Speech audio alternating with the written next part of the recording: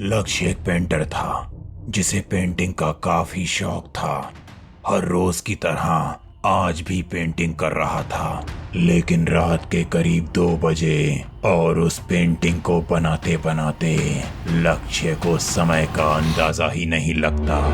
कुछ समय बाद जिस पेंटिंग को लक्ष्य बना रहा था, उस पेंटिंग में से अचानक आंसू निकलने लगते हैं।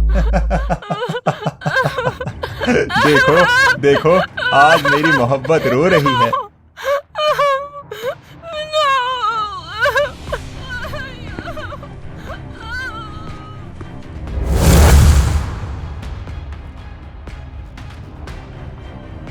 लक्ष्य, लक्ष्य क्या हुआ तुझे?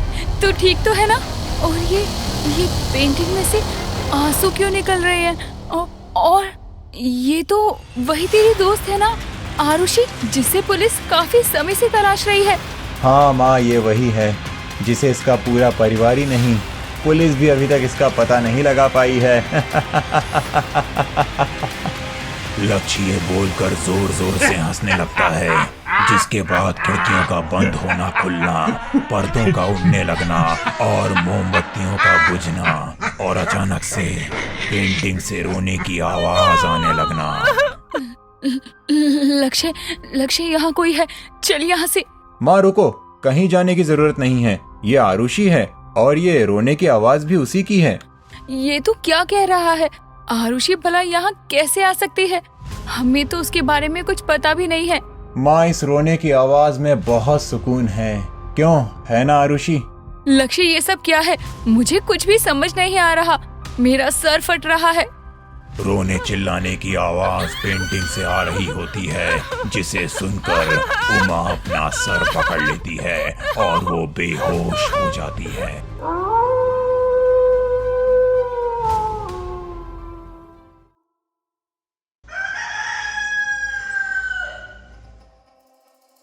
बेटा, मेरा सर दर्द से फट रहा है। लक्ष्य बेटा, तू ठीक तो है ना? हाँ माँ, अभी आपके लिए कॉफी बनाकर लाता हूँ। जब लक्ष्य किचन में चाय बनाने के लिए जाता है, इधर उमा अपने बेड से उठकर लक्ष्य के कमरे में जाती है, जहां वो ऐसी चीज देखती है जो काले जादू में इस्तेमाल किए जाते हों। ये सब क्या है? ये उंगलियां तो किसी इंसान की है। माँ, आप यहाँ कैसे? चलो चलकर कॉफी पीते हैं और मैं आपको बताता हूँ। अरे माँ, आ भी जाओ, क्यों डर रही हो अपने ही बेटे से? लक्ष्य अपनी माँ को हॉल में लेकर जाता है और बड़े ही प्यार से अपनी माँ को बैठे हुए कहता है, ये लो माँ आपकी कॉफी, और घबराने की कोई बात नहीं है, मैं आपको सब कुछ बड़े ही प्यार से समझाऊंगा। लक्ष्य, ये सब तो क्या कर रहा है? मुझे कुछ समझ नहीं आ रहा। माँ आपको कोई तकलीफ दे तो आप क्या करोगी? उसे मारोगी? खुद से दूर करोगी? तू कहना क्या चाहता है? माँ, मैंने ही अपनी आरुषि को खुद से दूर किया है। आप उसे देखना चाहती हैं? उसने मुझे, अपने लक्ष्य को धोखा दिया और अब वो खुद तड़प रही है, रो रही है, चीख रही है, तो मुझे बहुत अच्छा लग रहा है। यानी आरुषि को तूने मारा है? क्यों किया तूने बेटा ऐसा? क्यों किया? लक्ष्य अपनी माँ को अपने स्टोर रूम में ले जाता है और वहाँ रखी एक टूटी हुई लकड़ी की अलमारी खोलता है, जिसमें से बदबू आ रही होती है। ये रही मेरी आरुषि, मैं उसे किसी और की बाहों में कैसे देख सकता था माँ? वो सिर्फ मेरी है, इसीलिए मैंने उसे इस पेंटिंग में कैद रखा है। अब लक्ष्य अपनी माँ को उस स्टोर रूम से उठाकर उनके कमरे में रख आता है और अपनी तंत्र विद्या में लग जाता है। वो आरुषि के पेंटिंग के आगे काली शक्तियों का प्रयोग करने लगता है। जब लक्ष्य ये काली शक्तियों को जगा रहा होता है, तभी उसे दरवाजे पर किसी के होने की आवाज सुनाई देती है। लगता है कोई खुद चलकर आया है। चलो, आज की शक्तियों को जगाने का रास्ता तो खुद ब खुद आसान हो गया।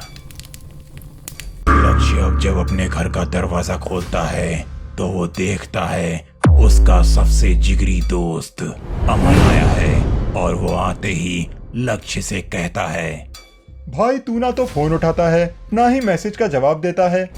आजकल मैं एक पेंटिंग बना रहा हूँ, बस उसी में थोड़ा बिजी रहता हूँ। लक्ष्य, क्या है ये सब? तो काला जादू सीख रहा है। आरुषि, तुम हमेशा मेरे साथ रहोगी, मैं तुम्हें कहीं नहीं जाने दूंगा। अब लक्ष्य अपने जिगरी दोस्त के मुंह से निकली इन बातों को सुनकर उसे भी हमेशा हमेशा के लिए खामोश कर देता है और अपनी शक्तियों को बढ़ाने के लिए अमन की आत्मा को एक शीशे में कैद कर लेता है। जहां एक तरफ लक्ष्य एक नई पेंटिंग बना रहा होता है, वहीं दूसरी तरफ उमा होश में आती है तो वो देखती है उसके हाथ पैर बेड से बंधे होते हैं। ये मेरे हाथ पैर किसने बांधे? लक्ष्य कहाँ है? रूहानी रूहानी, आज तुम मेरे बस में हो। लक्ष्य, तुझे क्या हो गया है बेटा? अब तू रूहानी के साथ क्या करने वाला है? माँ, मुझे इसकी भी चीखें सुननी हैं, क्योंकि इसने मेरे दर्द को नहीं समझा। वो मुझे नहीं समझती थी। माँ, ये पेंटिंग मैंने बनाई है, अब कुछ समय बाद ही इसमें आत्मा आ जाएगी। बेटा, ये सब तू ठीक नहीं कर रहा, और तुझे ये सब करके मिल क्या रहा है? कुछ ना कहो माँ, आप कुछ भी ना कहो। उमा को कुछ भी समझ नहीं आ रहा होता है कि आखिर उसका पेंटर बेटा ऐसी चीजें क्यों कर रहा है। पहले आरुषि, अब रूहानी, ये एक एक करके सबको मार रहा है। आखिर ये चाहता क्या है? सुकून माँ, सुकून, मैं सुकून चाहता हूँ। उमा तो भूखे प्यासे डरी सहमी एक जगह पर बैठी रहती है। तभी अचानक से दो लोगों के रोने की और हंसने की आवाजें आने लगती हैं, जिसे उमा सुनकर अपने कानों को बंद कर लेती है। माँ, रूहानी भी अब मेरी इस पेंटिंग में कैद हो गई। माँ, रूहानी को भी मैंने अब अपने बस में कर लिया। मुझे कुछ हो रहा है। लक्ष्य, ये सब बंद कर। माँ ठीक, लो, आपके कहने पर मैंने सबको चुप करवा दिया। रात को लक्ष्य की एक नहीं बल्कि दोनों ही श्रापित पेंटिंग में से रोने, हंसने, चीखने और आंसू तक टपकने जैसी चीजें होती थीं, जिससे उमा परेशान हो चुकी थी। लेकिन लगातार लक्ष्य अपनी काली शक्तियों को बढ़ाने के लिए उन लोगों को मार रहा था जो लक्ष्य की काली शक्तियों के बारे में जानने की कोशिश करते थे। इनमें से लक्ष्य की माँ भी थी, जो इन काली शक्तियों को देखकर घबरा गई थी। माँ, आप मेरे साथ कमरे में चलो, मुझे आपसे बहुत जरूरी काम है। लक्ष्य, मुझे तेरे साथ रहने में बहुत डर लग रहा है बेटा। मुझे तेरे साथ नहीं रहना है। माँ, आप भी जब मुझे छोड़ना ही चाहते हो तो ठीक है ना। ये तू अब क्या कर रहा है? मुझे कुर्सी पर क्यों बांध रहा है? कल भी तूने मुझे बेड पर बांध कर रखा था। माँ, मैं आपको मुझसे आजाद करवा रहा हूँ। लक्ष्य अपनी माँ को कुर्सी में बांधने के बाद कुछ समय मंत्र पढ़ता है और उसके बाद अपनी माँ की आत्मा को उसके शरीर से आजाद कर देता है, ताकि उसकी काली शक्तियाँ और ज्यादा बढ़ें। माँ, मुझे माफ करना, आपने ही मुझसे दूर जाने की जिद की थी, तभी मैंने आपको ऐसा खुद से दूर कर दिया, ताकि मेरी आरुषि और रूहानी दोनों मेरे करीब रहें। ऐसे ही कई दिन बीत जाते हैं। लक्ष्य के दोस्त अमन का परिवार अमन को ढूंढ रहे होते हैं, लेकिन उसे वो कहीं भी नहीं मिलता। अब देर शाम लक्ष्य के घर काव्या का आना होता है, जो उमा की खास दोस्त की बेटी होती है। आंटी जी, क्या लक्ष्य है? मम्मी उन्हें कई दिनों से फोन कर रही हैं, वो फोन ही नहीं उठा रही। अरे काव्या, आओ आओ, आई माँ तो अंदर ही हैं। ये सब क्या है?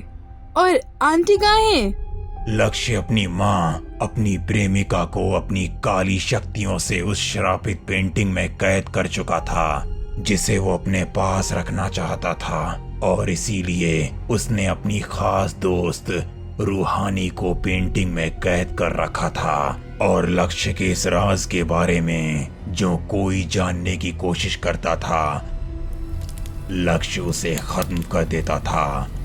लेकिन अब काव्या ये सब देख लेती है और काव्या को लक्ष्य सारी चीजें बता रहा होता है ताकि वो काव्या को अपना अगला टारगेट बनाए। लेकिन काव्या लक्ष्य की दी हुई पेंटिंग ब्रश को डर के मारे तोड़ देती है, जिससे कुछ समय के लिए पेंटिंग में से रोने, धोने और चीखने की आवाजें आती हैं, जिसके कुछ समय बाद ही पेंटिंग से वो आत्माएं आजाद हो जाती हैं। और इधर पुलिस को लेकर अमन के घर वाले भी लक्ष्य के घर पहुंच जाते हैं और सारा सच सबके सामने होता है।